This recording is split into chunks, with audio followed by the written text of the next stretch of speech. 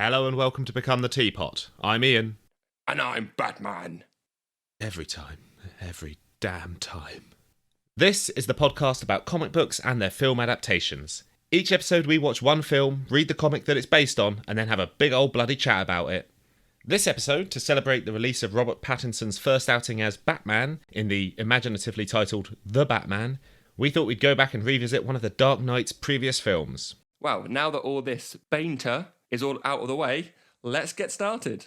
Let's talk about whitewashing. Hooray! So, we've talked about this before. We've danced around it a bit in our Batman Begins episode with Ra's al Ghul. Mm-hmm. Which appears in this again. That does crop up again in this, as does his daughter.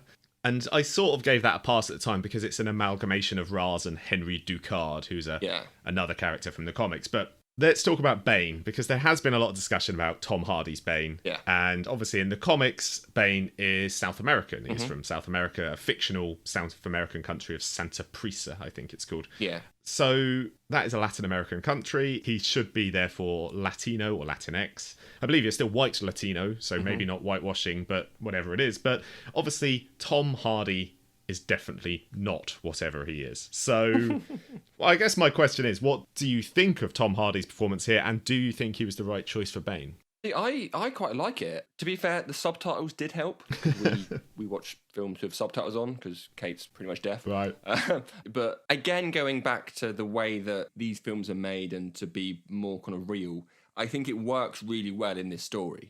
If you put this Bane in Batman and Robin, it wouldn't have made sense. It wouldn't have worked. It would just be stupid. Yeah. More stupid than that film is, I guess. But I can see why he chose him, because his figure and his appearance and the way he holds himself, it works really well. And yeah, because even though he's only about 5'8", he has that intimidating presence, doesn't he? And if you've seen the film Bronson, he looks very similar to that in this. Yeah. Well, saying that, I still can't see that it's Tom Hardy. My brain won't let my eyes process that is Tom Hardy. I know it is. Yeah. I've been told it is. I've seen him on set, not personally. But I see it and I go, that's Bane. And I can't see it by his eyes going, that's Tom Hardy. I've not been able to. That's because he hasn't got his luscious lips out. He's got them covered the whole time. Although there's that one bit right at the end where they show his face when he's in the prison. When he was younger, and you're like, that's Tom Hardy. Yeah. But yeah, I mean, I don't think it really affects the character portrayal that much. I know I'm not saying I'm a fan of characters being whitewashed. No. But I don't think it would have added anything if this guy was Hispanic or, from the country he was supposed to be in the comics. Yeah.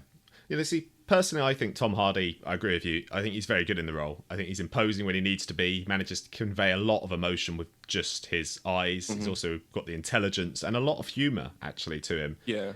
I think the voice is a bold choice. Yeah. Haley was chuckling throughout the film. But I've learned it is inspired by a real figure, a British bare-knuckle boxer called Bartley Gorman. Bartley Gorman, what a name. Bartley Gorman, he used to call himself the King of the Gypsies. Oh. In fact, actually, his nephew is Bern Gorman, the actor, who was in this film.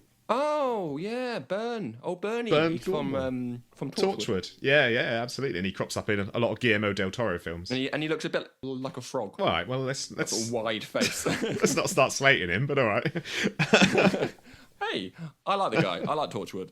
It's just he's got a bit of a wide mouth. So, yeah, I mean, I think the performance is very good. I think it works in this film. However, as much as I like the performance, nothing in Hardy's performance particularly screams comic book Bane to me. It is its own thing. So one day I would like to see a comic accurate interpretation of the character with a Latino actor in the role as intended. I would like to see that at some point. Yeah. And I'm a little bit disappointed because obviously, as I said, they did have the intelligence to Bane. He wasn't just the dumb brute that you got in Batman and Robin, but he still ended up just being a number two, a lackey in this. Yeah, that sort of twist that they sort of tried to pull off. Yeah. Which I think I was taken back a bit when I first saw it, but then seeing it again, I was like, oh, okay, well, I now know he's the number two, I guess. But yeah, I do like that they've still used the elements from the comic, the prison, it's not quite the same. And then he still has the same levels of fear by others that he does in the comic as well. Like as soon as someone hears his name, they are sort of scared. Yeah. Which is very similar. I'm not saying it's the same, but it's similar to the comic. Yeah, except they gave his story, his origin story, to Talia al Ghul for the reveal at the end. So, Yeah. But I really like there's that scene for Intimidation where he just places his hand on that guy's shoulder and says, "Do you feel in control?" And it's amazing. Yeah, scene. I didn't. No, Bane, I don't.